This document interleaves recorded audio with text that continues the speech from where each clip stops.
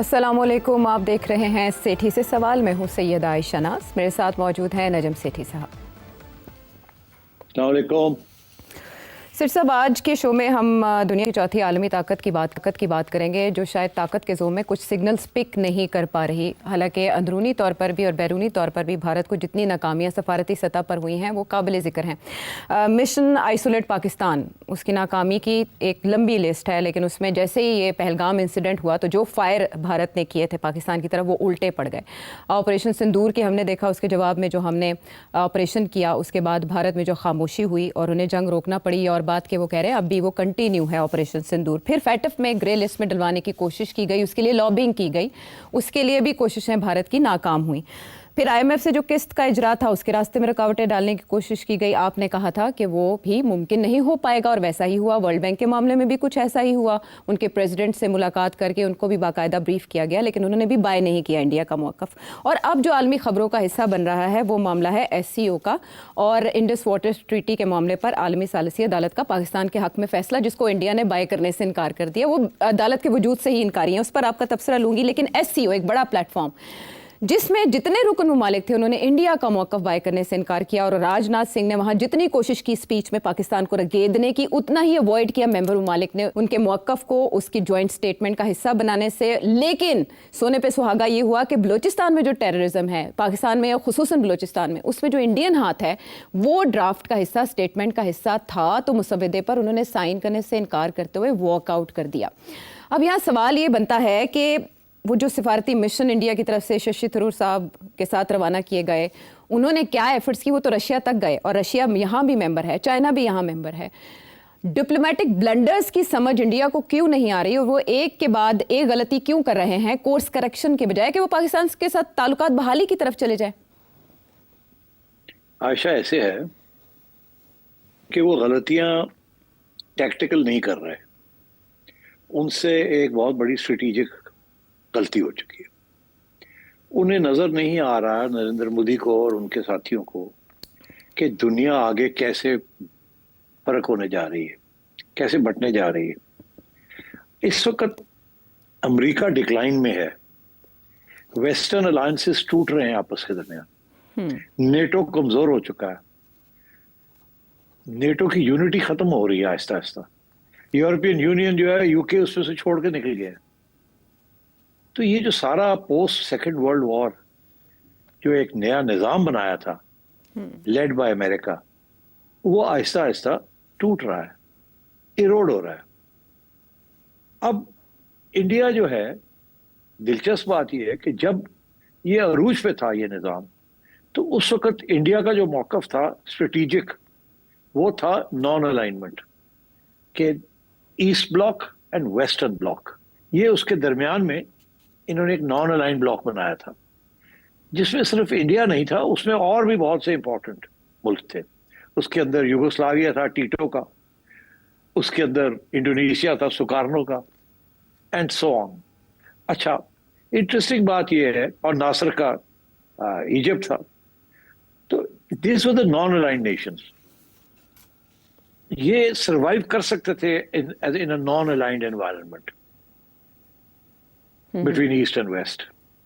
उस वक्त चाइना की राइज इतनी नहीं हुई थी, सिर्फ एक रशिया था इस तरफ, और रशिया की जो कम्युनिज्म थी वो अंडर क्राइसिस थी, आहिस्ता आहिस्ता डिक्लाइन की तरफ जा रही थी। तो उस सिलसिले में ये नॉन अलाइंड वाले जो थे, इनकी एक अहमियत बनती जा रही थी, जो कि जिसमें नेहरू लेड इंडिया। अच्छा, उस वक्त पाकिस्तान ने वो बिल्कुल कूद गया था वेस्ट की तरफ, और इंडिया जो था वो नॉन अलाइंड रहा। उसने वेस्ट के साथ भी तजारत की और ईस्ट के साथ भी हथियार लिए और दोनों को बैलेंस किया। अब बट अकेला नहीं था, और भी साथ थे, तो एक पावरफुल ब्लॉक था।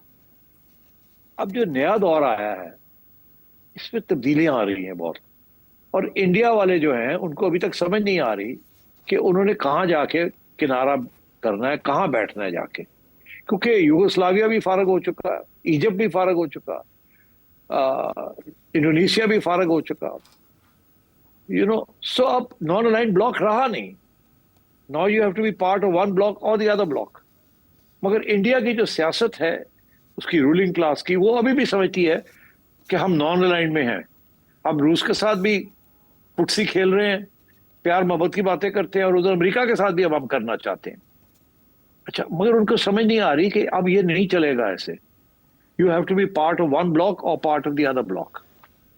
अब ईस्ट वेस्ट वाले ब्लॉक नहीं रहे, अब नॉर्थ साउथ वाले ब्लॉक्स बन गए, नॉर्थ एंड साउथ। और साउथ की जो लीडरशिप है वो it is a joint leadership right now, China and Russia. अच्छा, हो ये रहा है कि साउथ के सारे ब्लॉक जो ममालिक हैं, they are joining this block.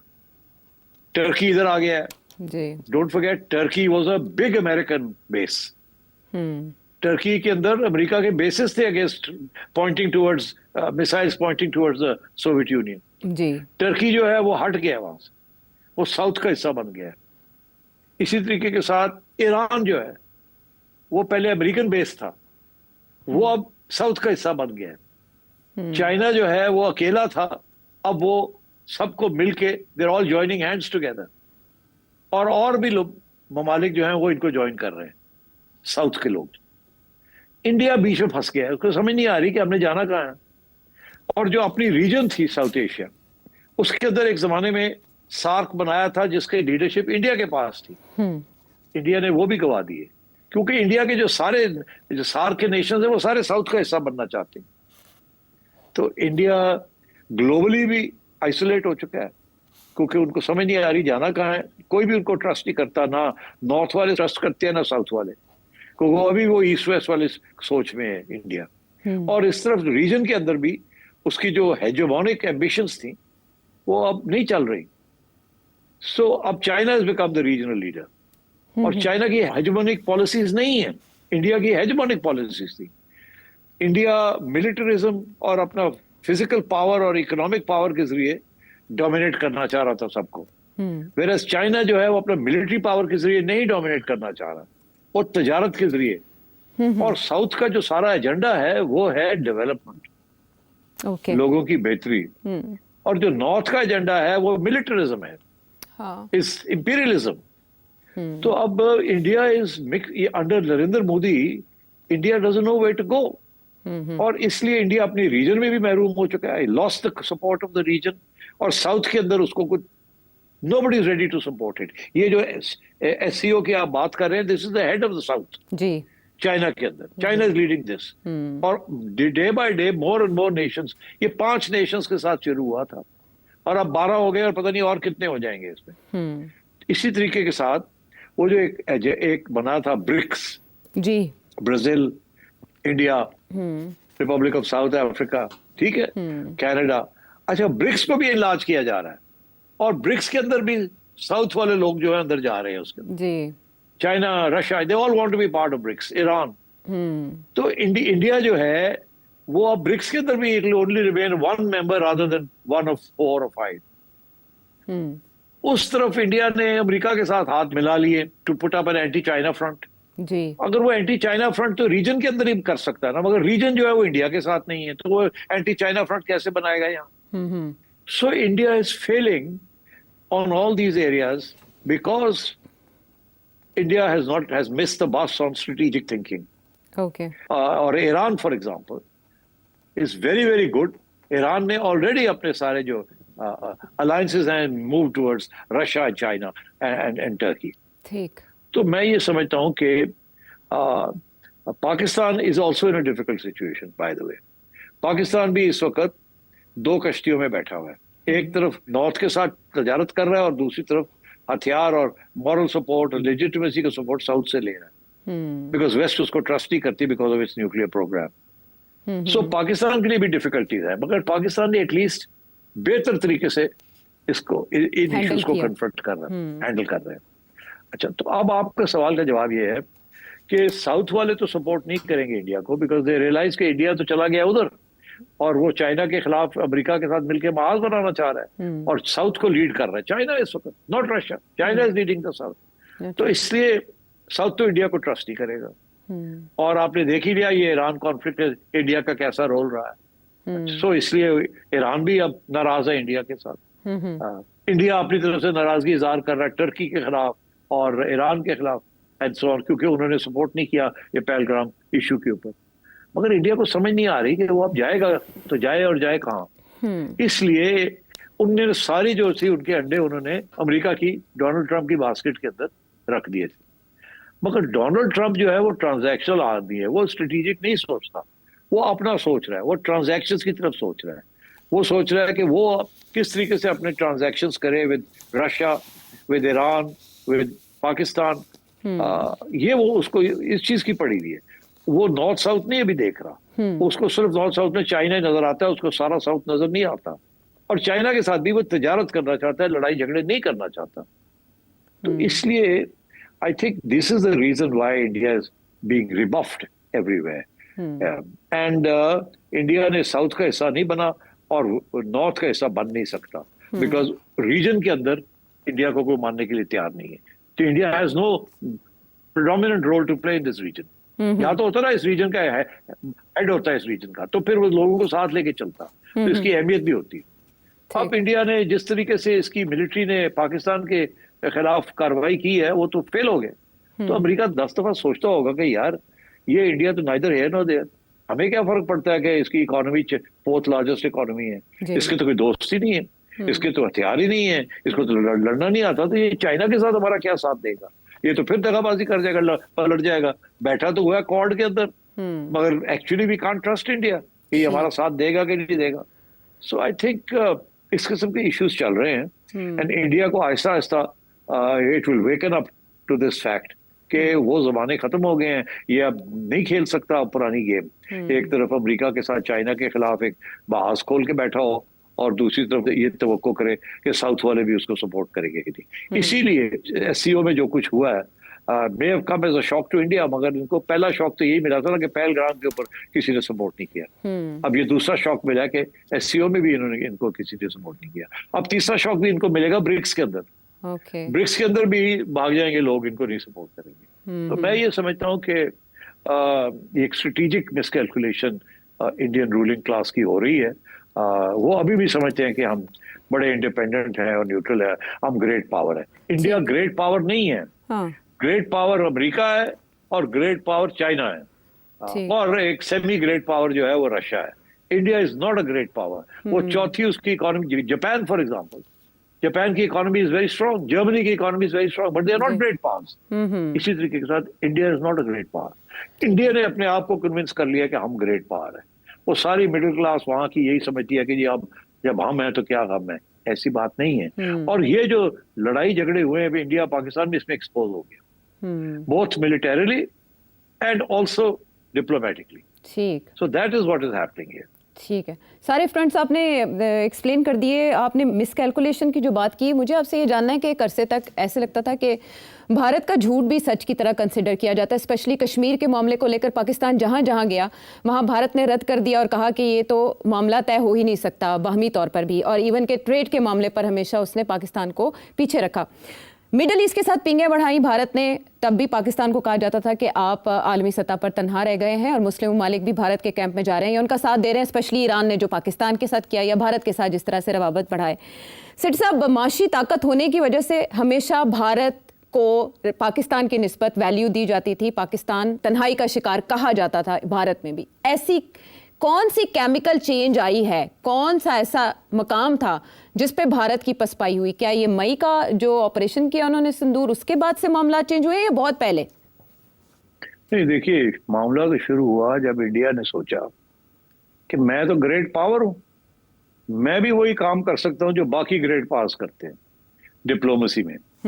उससे सबसे पहला जो इन्होंने इनिशिएटिव लिया वो इन्होंने इनिशिएटिव लिया कि आउटसाइड द बॉर्डर असैसिनेशंस। इन्होंने डेवलप्ड कंट्रीज के अंदर, वेस्टर्न कंट्रीज के अंदर जाके अपने इंटेलिजेंस एजेंसियों के जरिए अपने मुखालफिन को असैसिनेट किया।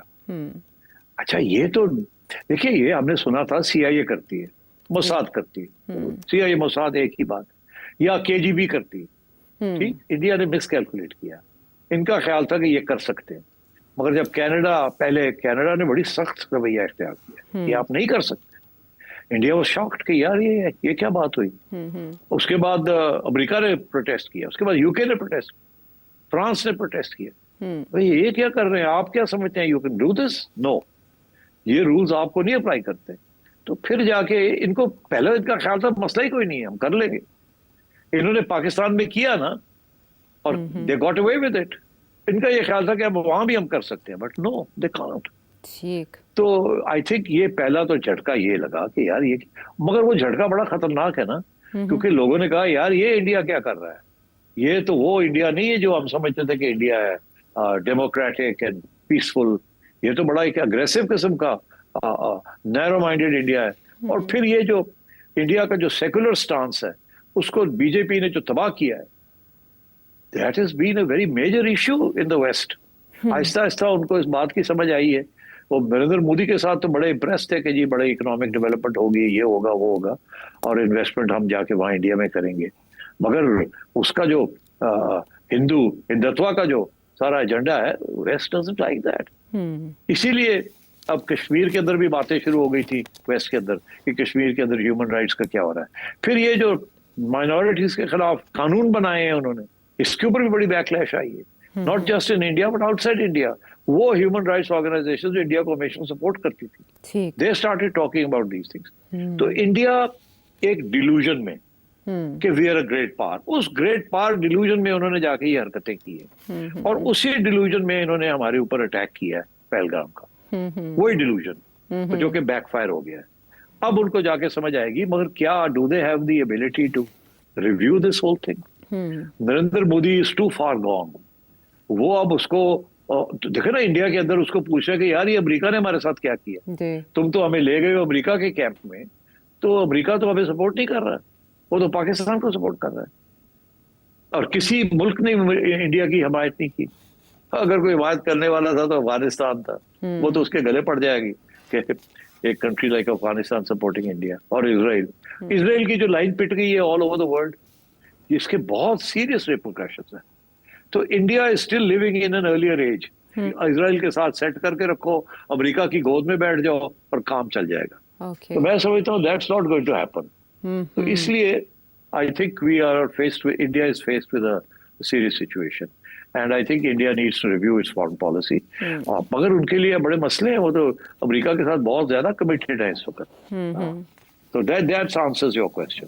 ठीक है, दो सवालों के मुझे जवाब मिल गए। एक तो ये कि भारत ये गलतियां खप्ते अज़मत में कर रहा है, और दूसरा वो पाकिस्तान दुश्मनी में इतना आगे निकल चुका है कि अब कोर्स करेक्शन की शायद उनके लिए गुंजाइश सियासी तौर पर नहीं रही।